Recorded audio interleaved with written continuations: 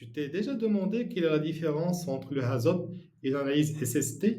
Ces deux méthodes permettent d'identifier les risques, mais ils n'ont pas du tout le même objectif. Le HAZOP s'intéresse aux risques liés au process, comme les explosions, les fuites toxiques et les gros dysfonctionnements. Ces événements sont rares, mais quand ils arrivent, la gravité est extrême. Imagine une surpression dans un réacteur chimique.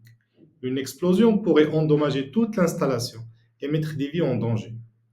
L'analyse SST, elle, se concentre sur les risques humains. On parle d'accidents du travail, d'exposition aux produits chimiques ou bien de maladies professionnelles. Ces incidents sont beaucoup plus fréquents, mais leur gravité est souvent plus faible en comparaison au risque du HAZOP. Prenons un exemple concret. Une chute sur un sol glissant.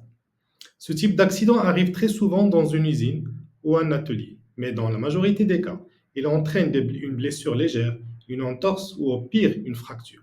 On est loin des conséquences catastrophiques d'une explosion chimique, même si ces accidents restent à éviter bien entendu. En résumé, le HAZOP prévient les accidents majeurs et l'analyse SST protège les travailleurs au quotidien. Deux approches complémentaires pour une sécurité optimale. Et toi, dans ton travail, tu es plus concerné par les risques ASOP ou bien SST? Dis-moi en commentaire. Merci.